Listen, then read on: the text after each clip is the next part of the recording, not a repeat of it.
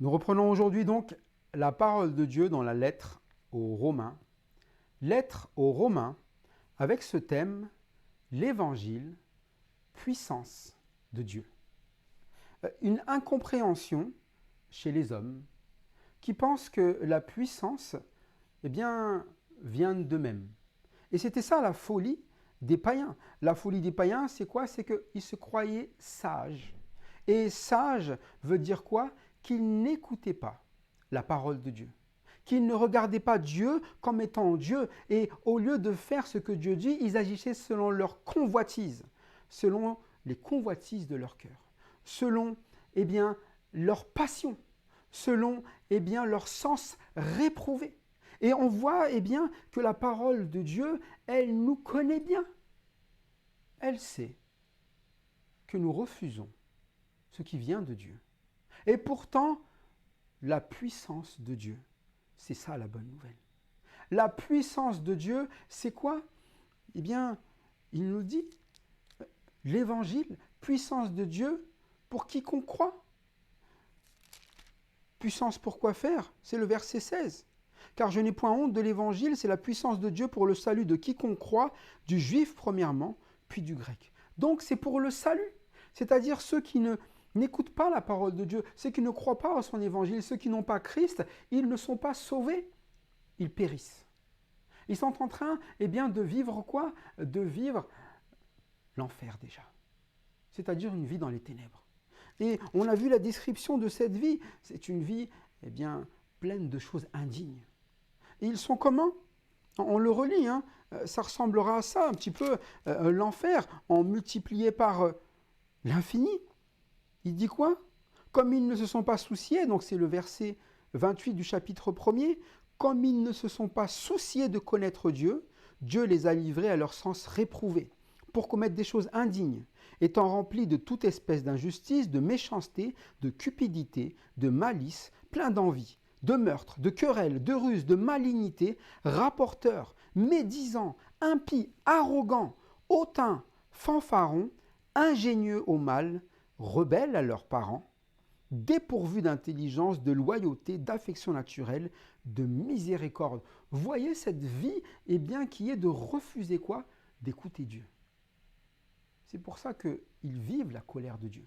Ils se retrouvent dans cette situation qui est causée par quoi? Parce qu'ils suivent leur cœur, leur passion, leur sens. C'est le problème de l'homme. Et quel que soit l'homme, que ce soit un homme païen qui n'a jamais grandi dans une vie d'église, qui a grandi loin de la parole de Dieu, loin, ou que ce soit un homme même qui a la parole de Dieu. Dieu dit, il n'y a pas d'excuse, ni pour l'un, ni pour l'autre. Parce que même l'autre qui a la parole de Dieu, il prend la parole et il fait la même chose que le païen. Il fait quoi? Il vit aussi en agissant selon son cœur, en agissant selon ses passions, en agissant selon son propre sens. Alors moi, je pense que voilà, je suis sage et ma sagesse, c'est de faire ceci et cela. Mais on voit dans leurs actions quoi? Qu'ils vivent le péché. On voit dans nos actions que nous vivons le péché, que nous sommes en train de faire quoi? De faire ce qui est mal. Et à chaque fois qu'ils entendent Dieu parler, c'était le problème de ceux qui avaient cette parole. Il dit, méprises-tu les richesses, c'est chapitre 2, verset 4, ou méprises-tu les richesses de sa bonté, de sa patience, de sa longanimité? Ne reconnaissons pas que la bonté de Dieu te pousse à la repentance. Donc, au lieu de se repentir, ils méprisent les bontés de Dieu. Ils entendent ce que Dieu leur demande, la manière dont ils doivent agir. Il veut les sauver. Il dit, crois au Seigneur Jésus-Christ et tu seras sauvé. Et il enseigne, voilà la bonne conduite. Mais nous voyons des personnes qui ne se repentent pas, qui préfèrent faire quoi? Mépriser la bonté, la miséricorde, la patience de Dieu. Mépris, de l'amour de Dieu, de la puissance de Dieu. Mépris de la bonne nouvelle. Et c'est là que nous nous étions arrêtés. Nous nous étions arrêtés dans ces personnes qui méprisent et qui cherchent une excuse. Ils sont inexcusables. Voilà ce qu'il est dit aux païens, voilà ce qui est dit à ceux qui ont la parole, ceux qui jugent, ceux qui parlent des autres en prenant là, ils font la même chose. Et qu'est-ce qu'il leur est dit simplement? Mais ils sont en train de quoi? De chercher des excuses. Là, en disant quoi? Ouais, mais Dieu, s'il existait, voilà. Mais la Bible vient nous enseigner que quoi? Tout ce qu'il fait se voit comme à l'œil nu. Les perfections invisibles, sa création, tout se voit à l'œil nu. Tu sais bien que Dieu existe. Mais il cherche des excuses, pourquoi? Pour ne pas écouter Dieu, pour ne pas faire ce que Dieu demande. Mais même ceux qui ont la parole, c'est pareil. Ils cherchent des excuses. Ils critiquent les autres. C'est la faute des autres. C'est les païens, là. Les païens, ils font ceci. Les païens font cela. Ceux qui n'écoutent pas la parole, c'est eux, là. C'est eux qui font pas ceci, cela. Moi, ça va. Moi, j'ai pas de problème. C'est les autres. Ils cherchent des excuses. Mais la Bible nous dit quoi? Ils sont donc inexcusables. Inexcusables. Parce que Dieu se révèle. Dieu s'est révélé soit dans sa nature en montrant qu'il est là, et donc il aurait fallu le chercher pour l'adorer, pour comprendre ce qui était convenable pour ce Dieu, agréable à ce Dieu. Et si vous avez la parole, c'est pareil, vous devriez chercher quoi? Qu'est-ce qui est agréable à Dieu? Ce qui est agréable à Dieu, c'est quoi? Eh bien, c'est que nous vivions sa vie. Ce qui est agréable à Dieu, ce n'est pas une attitude mauvaise, qui est de vivre ce que nous avons lu tout à l'heure, des choses indignes, selon notre cœur, selon nos convoitises, les convoitises de notre cœur, selon la passion, selon notre sens réprouvé. Ce n'est pas ça qui est agréable à Dieu. Et chercher des excuses n'empêchera pas ce qui va arriver. Qu'est-ce que nous avons lu la dernière fois? Et bien qu'ils connaissent le jugement de Dieu, déclarant dignes de mort ceux qui commettent de telles choses, non seulement ils les font, mais encore, ils approuvent ceux qui le font. Ils savent que c'est mal, qu'il ne faut pas, mais ils le font quand même et ils approuvent ceux qui le font. Vous avez raison, écoutez pas Dieu, là, on fait comme on veut. Ouais, c'est la Bible, elle ne comprend rien. La Bible, c'est vieillot. Dieu, quand il parle, c'est nul. Dieu, il pense qu'à lui, il ne pense pas à moi. Dieu, il ne comprend pas ma vie. Dieu, ceci, mais vous allez mourir. Et c'est pour ça qu'il dit quoi? Ne méprisez pas les richesses de sa bonté. Ne méprisez pas sa patience. Ne méprisez pas quoi? Dieu. Ne le méprisez pas. Reconnaissez que la bonté de Dieu vous pousse à vous repentir. Repentir, c'est changer d'attitude, changer de pensée. Mais ceux qui méprisent ne changent rien dans leur vie. Ils continuent à pécher à l'encontre de Dieu, malgré que Dieu leur donne cette vie qui est la vie à vivre, la vie selon Christ. Et nous allons reprendre ces passages, nous allons lire, eh bien justement, verset 1er, allez, on va lire tout chapitre 2 du verset 1er, eh bien, jusqu'au verset 13. Verset 1er au verset 13, donc de Romains, chapitre 2. Ô homme, qui que tu sois, toi qui juges, tu es donc inexcusable, car en jugeant les autres, tu te condamnes toi-même, puisque toi qui juges, tu fais les mêmes choses. Nous savons en effet que le jugement de Dieu contre ceux qui commettent de telles choses est selon la vérité. Et penses-tu, ô homme, qui juge ceux qui commettent de telles choses et qui les fait, que tu échapperas au jugement de Dieu? Ou méprises-tu les richesses de sa bonté, de sa patience et de sa longanimité, ne reconnaissant pas que la bonté de Dieu te pousse à la repentance?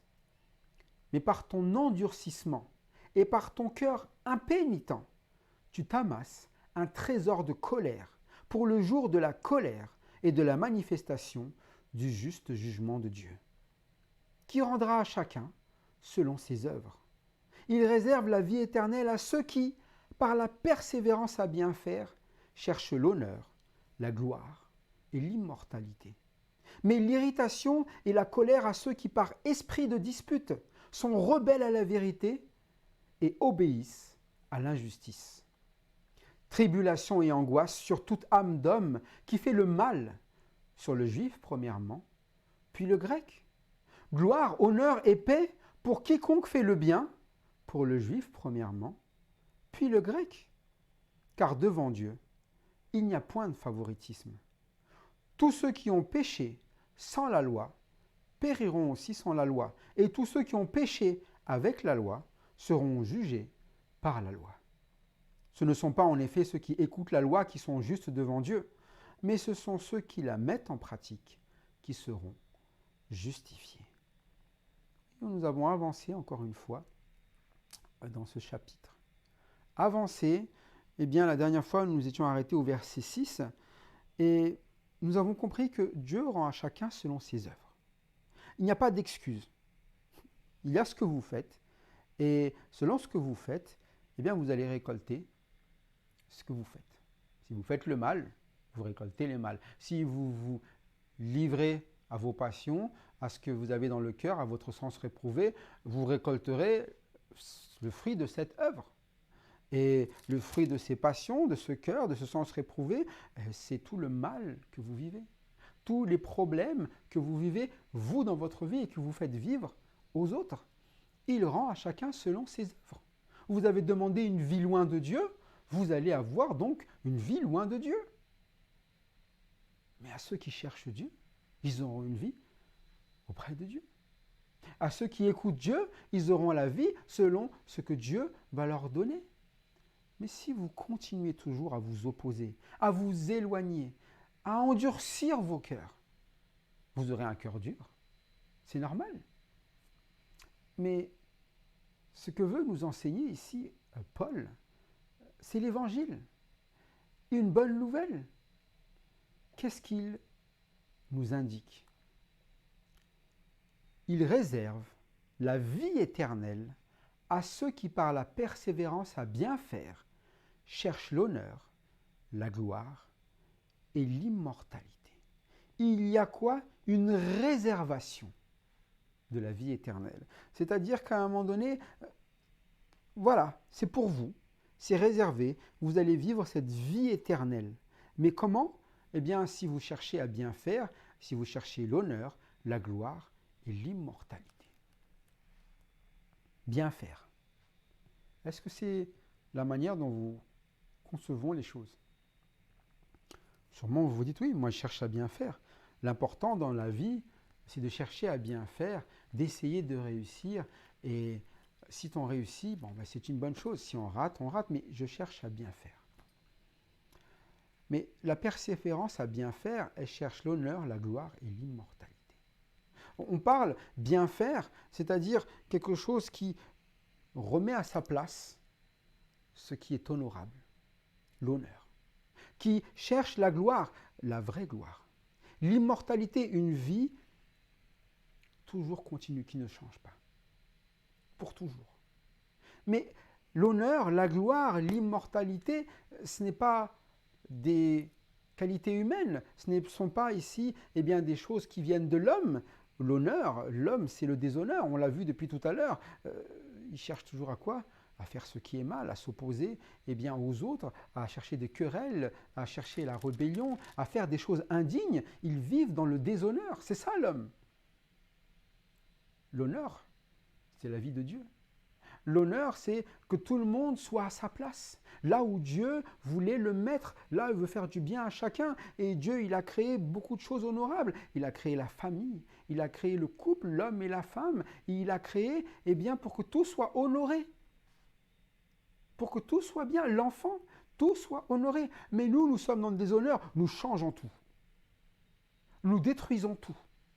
Nous reconstruisons tout à notre manière. Rien n'est à sa place. Et nous voulons la gloire, nous voulons que les gens nous glorifient en disant que c'est génial, waouh, etc. Mais la gloire est à Dieu. Et si nous voulons la gloire, nous devons avoir la vie de Dieu. Nous devons demander à Dieu de nous donner sa vie. Car c'est sa vie qui est glorieuse. Nous ne sommes pas glorieux. C'est la place où il nous met qui est la place honorable. Si vous cherchez l'honneur, vous allez écouter Dieu dire « Mais où veux-tu que je sois? Que veux-tu que je fasse ?» Et c'est ça la gloire. Dis-moi, c'est quoi ta volonté? Comment je peux avoir ta vie? Donne-moi ta vie. Et l'immortalité. Il n'y a que Dieu qui est immortel. C'est ça la vie éternelle. La vie éternelle, c'est l'immortalité, c'est-à-dire éternellement vivant. Mais vivant implique quoi? Ça implique de vivre la gloire de Dieu. Implique quoi? De vivre l'honneur. C'est pour ça que la persévérance à bien faire, ce n'est pas la persévérance à faire comme on peut, comme on pense, selon notre cœur, selon nos passions, selon notre sens. La persévérance à bien faire, c'est la persévérance à écouter quoi? À écouter la parole de Dieu. À écouter l'évangile, puissance de Dieu pour le salut. De qui qu'on croit? Du juif premièrement, mais ensuite du non-juif. Si vous voulez bien faire quelque chose, vous allez écouter celui qui a l'honneur, la gloire et l'immortalité. Vous allez chercher à entendre ce qu'il a à vous dire, mais ceux qui cherchent le déshonneur, ils ne vont jamais écouter Dieu. C'est pour ça que la vie éternelle est réservée à ceux qui écoutent Dieu, à ceux qui connaissent l'Évangile. Et Dieu, il a dit quoi? En Jésus-Christ, vous êtes sauvés. Il a donné son Fils Jésus-Christ. Mais qu'est-ce qu'ont ceux qui n'écoutent pas? Ceux qui n'ont pas la vie éternelle, la Bible nous dit, mais l'irritation et la colère à ceux qui, par esprit de dispute, sont rebelles à la vérité et obéissent à l'injustice. Voilà donc une opposition entre la vie éternelle et l'irritation et la colère. De sorte qu'on comprenne bien ceux qui cherchent, qui ont réservé la vie éternelle et ceux qui ne s'occupent pas de la vie éternelle. Qu'est-ce qu'ils vivent? L'irritation et la colère. Tout est irritant. Toujours irrité, surtout toutes les situations, c'est énervant, ça les énerve. C'est l'irritation tout le temps. Ils n'acceptent pas, ils ne vivent pas la vie de Dieu qui est la vie éternelle. Une vie comment? Dans l'honneur, la gloire et l'immortalité. Non, tout est irritant. Ils s'irritent contre tout, toute situation. Rien ne va, rien ne mérite de quoi? L'approbation de sa bouche. Et ils ont quoi aussi? La colère. C'est-à-dire qu'ils vivent sous la colère de Dieu, mais il y a toujours quoi dans eux? La colère. Jamais. Toujours avec les autres, il y a un problème. Toujours, il y a un problème avec tout. Colère. Et ils ne veulent pas l'amour de Dieu.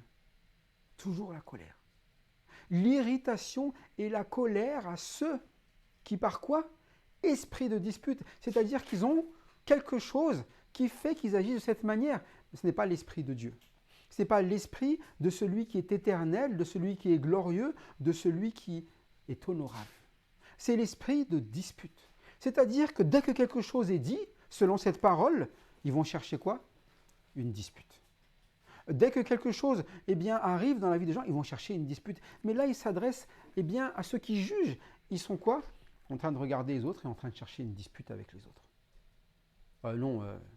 Moi, ces païens là, pas de relation avec eux, tu vas voir. Moi, ça, c'est des gens, n'importe qui, c'est ceux-là, etc.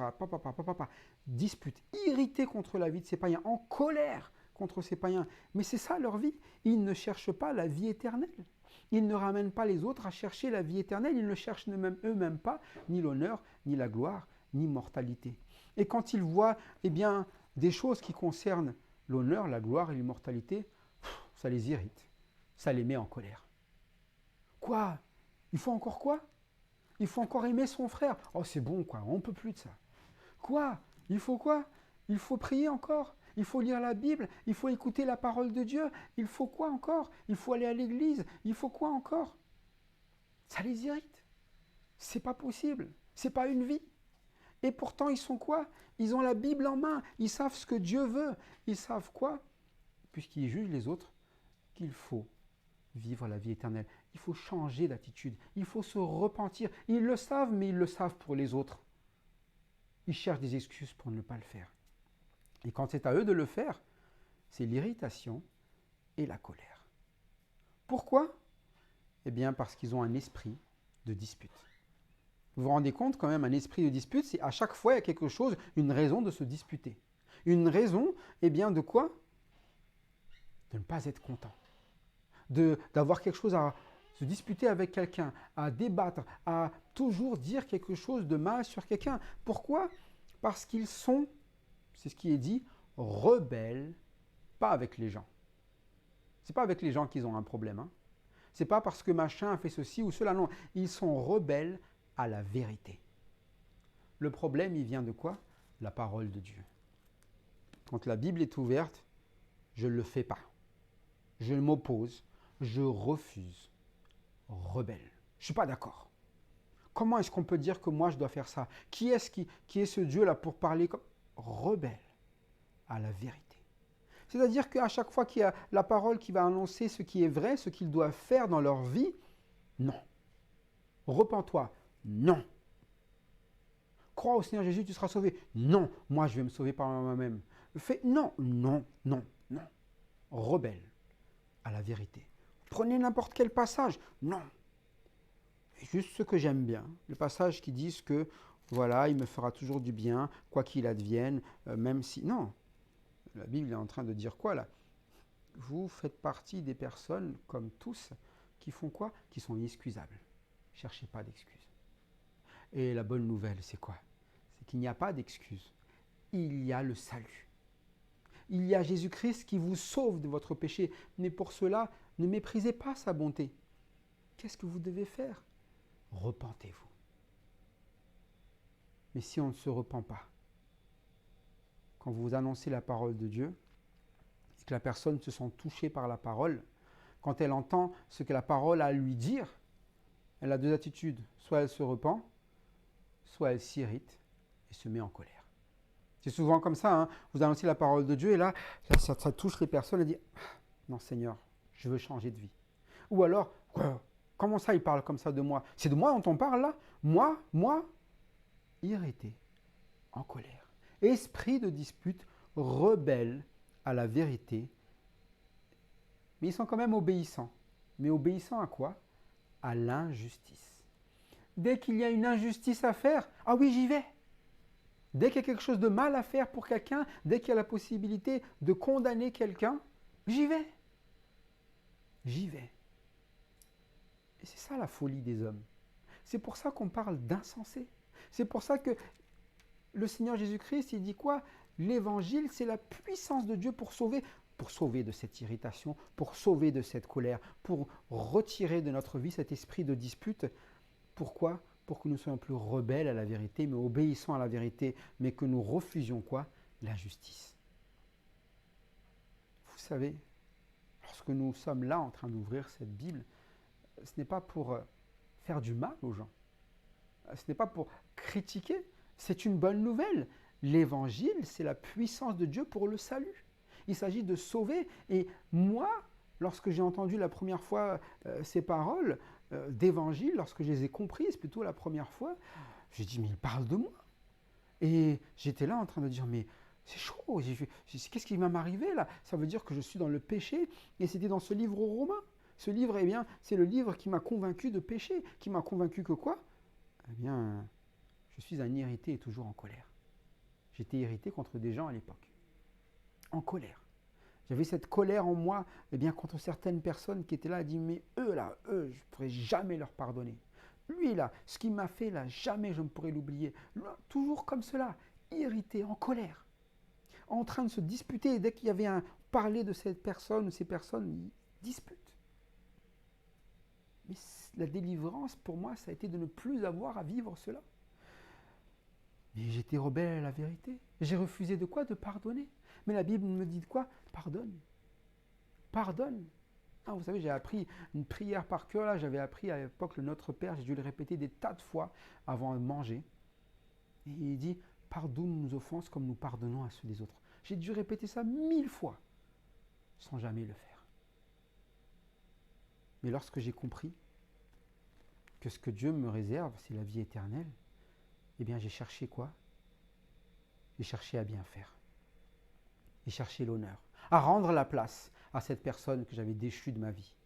J'ai recherché la gloire à une vie conforme à celle de Dieu. Je me suis dit, mais Dieu, il m'a pardonné en Jésus-Christ. Moi aussi, alors je vais faire quoi? Je vais pardonner. J'ai cherché l'immortalité pour ma vie. J'ai dit, je ne veux pas mourir à cause de ce péché. Je ne veux pas qu'il meure, celui qui est en face de moi. Alors, je veux vivre la vie éternelle. C'est réservé pour moi, pas parce que j'ai commandé une réservation, c'est parce que simplement, cette parole, elle m'a donné cette vie éternelle.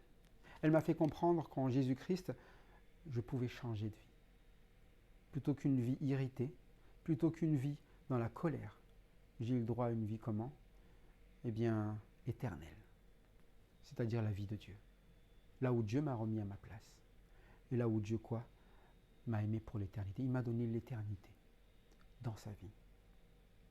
Mais vous savez, ceux qui sont dans l'irritation et la colère, ils pensent que ceux qui vont souffrir, c'est les autres. Ils sont injustes envers les autres. Ils se disputent envers les autres. Ils sont en colère, irrités envers les autres. Mais ce que la Bible nous dit, c'est que ces tribulations et angoisses sur toute âme d'homme qui fait le mal, sur le juif premièrement, puis sur le grec. Ah oui, les juifs, ils ont la parole de Dieu. Les grecs, ils ne l'avaient pas à l'époque, ils n'avaient pas les Écritures. Mais les juifs, premièrement, il va vivre sa rébellion face à la parole de Dieu. Celui qui connaît la parole de Dieu, on dit juif maintenant, parce qu'à l'époque, c'était les juifs qui avaient l'écriture de l'Ancien Testament, mais nous qui sommes chrétiens, qui avons l'Ancien, le Nouveau Testament, si nous reculons, si nous n'obéissons pas à l'Évangile, ce qui est réservé pour nous, c'est la tribulation et l'angoisse. Hein, ce n'est pas les autres, hein, on se dispute avec les autres, on s'irrite avec les autres, on est en colère contre les autres. Mais en réalité, la tribulation et l'angoisse, elle est sur qui? Pas sur les autres, sur toute âme d'homme qui fait le mal. Donc celui qui ne cherche pas à bien faire, qui n'écoute pas la parole de Dieu, il vivra quoi? La tribulation et l'angoisse. Vous savez, quand les hommes se sont attaqués à Christ, quand les pharisiens se sont attaqués à Christ, quand les païens ont crucifié Christ, ils se sont dit « Ouf, c'est lui qui est dans la tribulation et l'angoisse ». Mais ceux qui font le mal, c'est eux qui sont dans la tribulation et l'angoisse. C'est Jésus-Christ, il va mourir certes, mais il va ressusciter, il va aller au ciel. Et la vie de Jésus-Christ, ce n'est pas les hommes qui vont changer sa vie, mais ces hommes qui font le mal. Et bien c'est tribulation et angoisse. Parce qu'ils ont persécuté leur Sauveur. Parce qu'ils n'ont fait aucun cas de sa vie. Mais nous, c'est pareil, lorsque nous ne faisons aucun cas de la parole de Dieu, nous vivrons quoi? Tribulation et angoisse. Alors que Jésus-Christ était venu sauver ces hommes, les retirer de quoi? De la tribulation et de l'angoisse. Ils se sont mis eux-mêmes à rester dans quoi?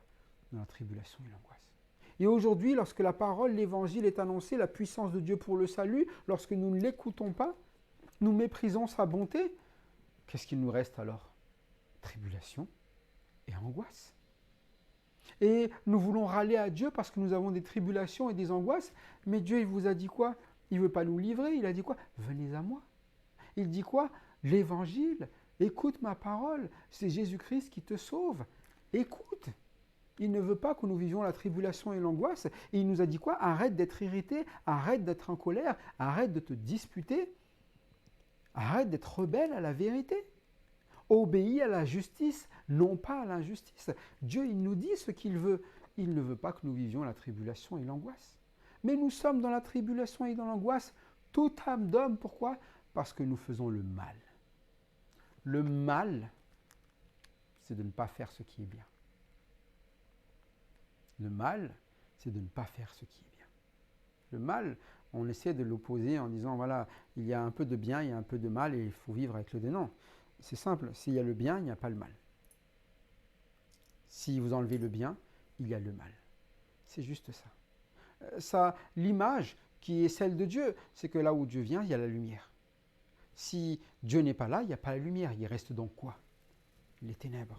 C'est pour ça que Dieu, en sa présence, quand il y a sa bonté, quand il y a sa patience, quand il y a sa longanimité, il n'y a pas de tribulation et d'angoisse. Il y a la repentance pour qu'on s'éloigne du mal. Donc il n'y a pas de tribulation et d'angoisse. Mais les personnes qui refusent la bonté de Dieu, qui n'écoutent pas la parole de Dieu, il leur reste quoi? La tribulation et l'angoisse sur toute âme qui fait le mal, qu'il soit juif ou grec. D'abord, même le juif qui est au courant qu'il fallait se repentir, il va être le premier à vivre quoi? Cette angoisse. Et quoi encore? Ces tribulations. C'est pour ça que ne vous étonnez pas que les chrétiens sont en train parfois de vivre quoi? Des tribulations et des angoisses. Ils sont là tout le temps, mais ma vie, je ne sais pas ce qui va arriver demain, il y a des problèmes, et puis des tribulations, il y a des choses là, des combats dans leur vie, des guerres qui sont toujours là, des colères, des irritations, toujours avec les autres, des conflits tout le temps, tout le temps. Pourquoi?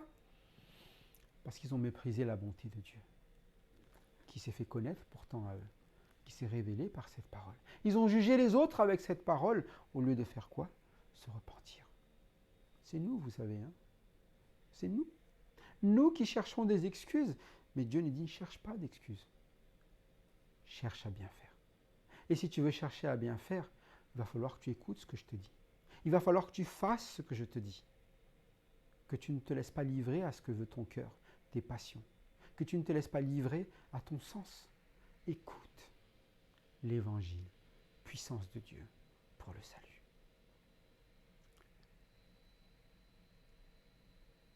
Faire le mal, c'est tribulation, angoisse, juif ou grec, c'est pareil. Ce n'est pas parce que vous êtes chrétien, vous venez de famille chrétienne, que vous avez, eh bien quoi, pas de tribulation, pas d'angoisse. Ce n'est pas parce que c'est pour les autres, ceux qui, eh bien, vous dites, ouais, mais eux, c'est de notre religion, c'est pour eux la tribulation, l'angoisse. Non, si vous visez par religion, de toute manière, que vous soyez ici ou ailleurs, que vous lisez la Bible ou que vous ne la lisiez pas, si vous n'obéissez pas, vous vivrez quoi? Tribulation et angoisse.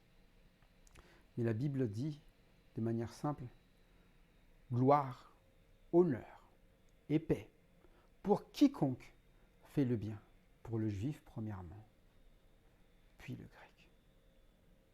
Donc là, à comprendre, est-ce que vous vivez la gloire? Est-ce que Dieu place sa vie en vous? Est-ce que votre vie est transformée, changée de plus en plus à la ressemblance de celle, eh bien, de Jésus-Christ?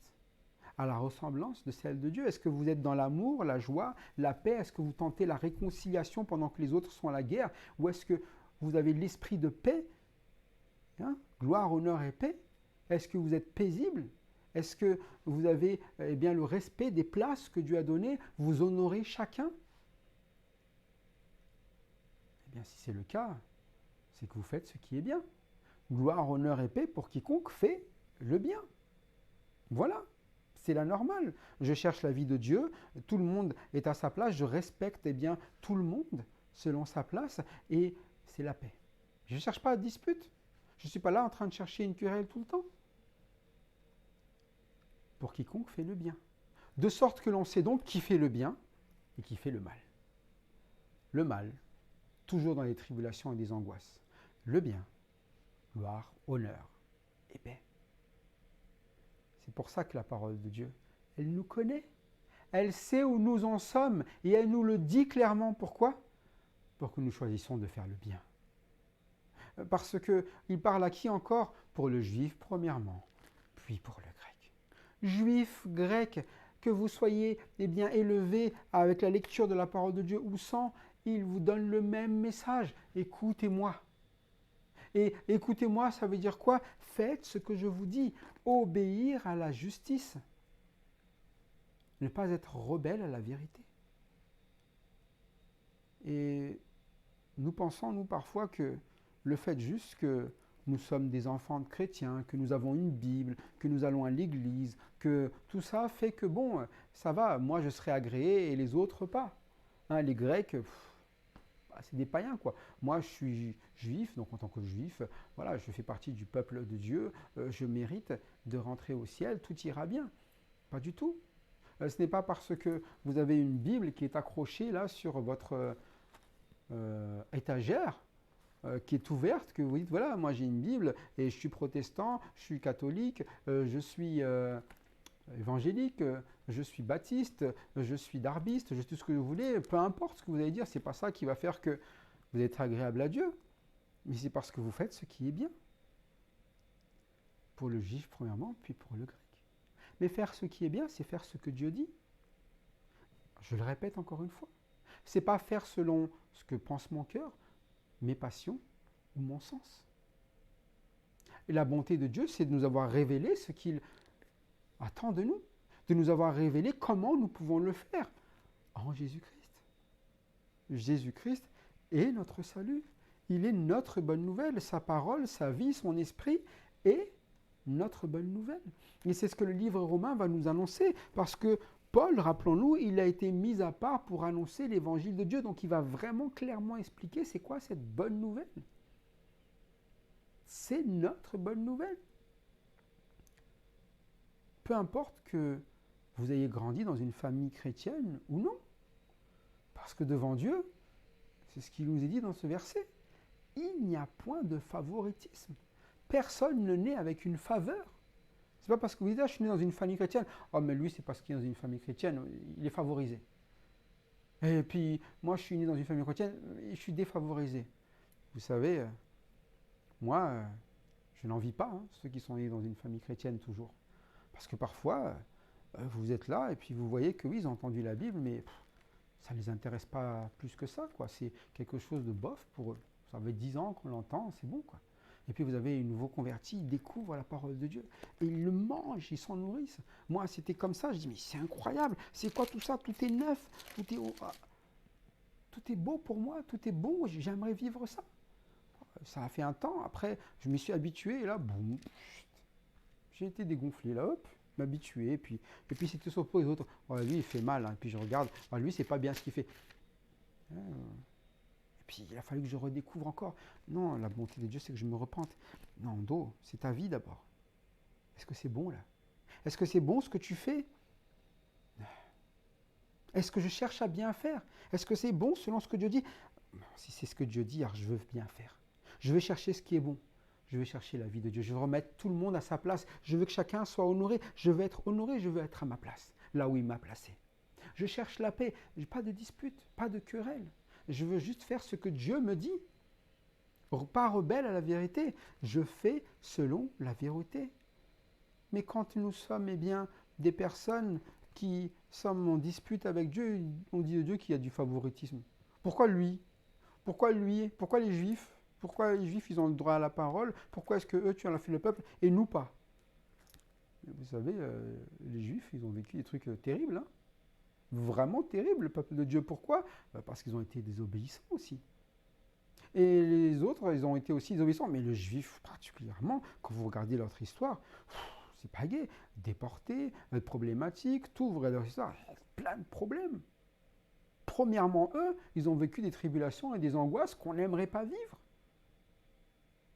Mais aussi, nous, on en a vécu.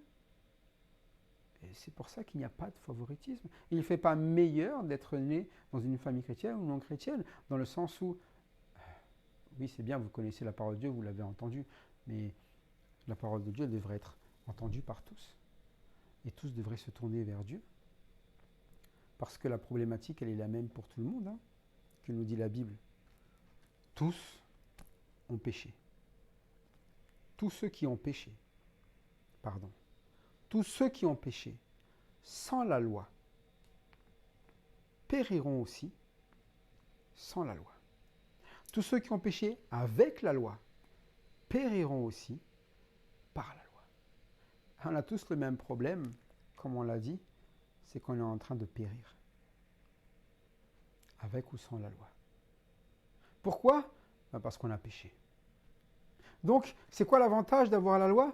En tout cas, ce n'est pas parce que vous avez la loi que vous ne péchez pas. Et ce n'est pas parce que vous n'avez pas la loi que vous ne péchez pas. Tous ceux qui ont péché sans la loi périssent. Tous ceux qui ont péché avec la loi sont jugés. Donc, il y a un jugement et on périt. Et donc, tout le monde là, c'est quand il y a la loi, il nous dit quoi? Tu es condamné à mort. Et puis, sans la loi, on voit quand même que tu es en train de périr. Non, tu es en train de périr. Tu es en train de périr. On le voit quand même. Mais là, c'est encore pire pour les Juifs. Il le dit, tu péris. Et voilà pourquoi tu péris. Regarde ce que tu fais. Voilà comment ça. Donc, il y a un jugement. Il y a un jugement sur notre vie. C'est pour ça que quand vous avez la Bible ouverte, regardez le jugement. Ce n'est pas les autres qu'il faut juger. C'est nous. Nous qui péchons, avec la parole de Dieu bien ouverte, nous serons jugés par la loi. Et nous avons besoin de quoi alors? Toujours de la même chose. Avec ou sans la loi, on a besoin de repentance. On a besoin de salut. Si on est en train de périr, on a besoin de salut. Si on a ce jugement qui nous parle de ce qui ne va pas dans notre vie, on a besoin de repentance. C'est le salut. Est-ce que Vous vivez le salut? Mes amis, le salut, ce n'est pas une religion qui vous sauve. Ce n'est pas parce que tous les soirs vous lisez la Bible que vous êtes sauvé, que vous avez tous les dimanches d'aller à l'église que vous êtes sauvé. Ce n'est pas ça du tout. Le salut, c'est quoi? C'est de chercher à bien faire. Comment? En faisant ce que nous dit la parole de Dieu. C'est pour ça qu'il précise simplement, et c'est le dernier verset que nous allons lire, c'est le verset 13, qui nous dit « Ce ne sont pas en effet ceux qui écoutent la loi qui sont justes devant Dieu, mais ce sont ceux qui la mettent en pratique qui seront justifiés. » Vous voyez, il y a ceux qui écoutent, mais ce n'est pas ça qui vous justifie, c'est ceux qui pratiquent. Crois au Seigneur Jésus et tu seras sauvé. Est-ce que ce sont ceux qui le savent? Ah oui, il paraît qu'il faut croire au Seigneur Jésus, ou ce sont ceux qui croient. Jésus a payé pour mes péchés. Il a payé, donc je suis pardonné. Donc je crois. Qu'est-ce que tu vas me dire encore, Jésus? Je le fais. Qu'est-ce que tu me demandes? Parce que je crois. Je crois que le Seigneur Jésus est mon Seigneur. Hein? Je ne l'appelle pas juste Seigneur, Seigneur. Je crois qu'il est mon Seigneur. Je crois que quand il parle, je dois obéir. Je crois que quand il me demande de faire, je fais. Quand il me dit va, fais, etc., je fais. Quand il m'a donné une place dans la vie, j'ai cette place, je dois agir sur cette place. Il m'a donné sa vie. Il m'a donné d'être un ambassadeur de paix. J'ai la paix. Je le crois. Et ce qui me justifie, c'est quoi? C'est juste de faire ce qu'il me dit, d'accepter ce que me dit la vérité. Mais ceux qui écoutent simplement, qui sont là en train de dire Amen, mais qui ne pratiquent pas, il n'y a pas de justice. Ce sont juste des personnes qui sont en train d'accepter un jugement. Ils savent que c'est mal. Ils sont dans la tribulation, l'angoisse, mais ils continuent à faire ce qui est mal. Ils ne cherchent pas ce qui est bien à faire. C'est pour ça, mes amis, que lorsque nous lisons la parole de Dieu, l'appel est toujours à bien faire. Bien faire, c'est-à-dire faire ce que Dieu nous dit. Ne pas faire selon notre cœur, ne pas faire selon nos passions, ne pas faire selon notre sens, faire selon la volonté de Dieu. Et la volonté de Dieu, c'est ça son évangile. Il veut nous sauver. Puissance de Dieu. Écoutez juste ce qu'il a à dire. Et c'est là que vous comprendrez sa bonté. Comment il transforme vos vies, comment il change ces ténèbres qu'il y a en nous, ces tribulations et ces angoisses, il les transforme en quoi? Gloire, honneur et paix. C'est ça le plan de Dieu. Ne soyez plus dans l'irritation, dans la colère. Ne soyez plus dans la méprise de ce que Dieu a à dire. Mais soyez quoi? Dans l'écoute de son évangile. Vivez son salut. Pratiquez la parole de Dieu. C'est ça qui justifie. Que la parole soit simplement dans votre vie. Cette parole, elle vous dit quoi? Crois au Seigneur Jésus-Christ. Le Jésus-Christ est la bonne nouvelle. Il est l'évangile qui a été annoncé dans les Écritures depuis fils de David, la descendance de David qui est mort et ressuscité et qui dans votre vie ramène quoi? Une vie nouvelle. Si vous mourrez en Christ, vous revivrez en Christ. C'est ça la repentance. J'accepte de me perdre en Christ. C'est-à-dire que Christ, voilà, mon cœur, mes passions, mon sens. Ciao. C'est selon ton cœur, selon ta volonté, selon ton bon sens. Je veux bien faire. Parle, car ton serviteur écoute. Dis-moi ce que j'ai à faire. Et si vous écoutez, vous vivrez ce que lui a voulu pour vous, la gloire, l'honneur et la paix. Pratiquez le bien, pratiquez la volonté de Dieu. Que notre Père, ainsi que son Fils Jésus-Christ, soient loués et bénis encore dans notre vie. Que toute la gloire leur revienne. Amen.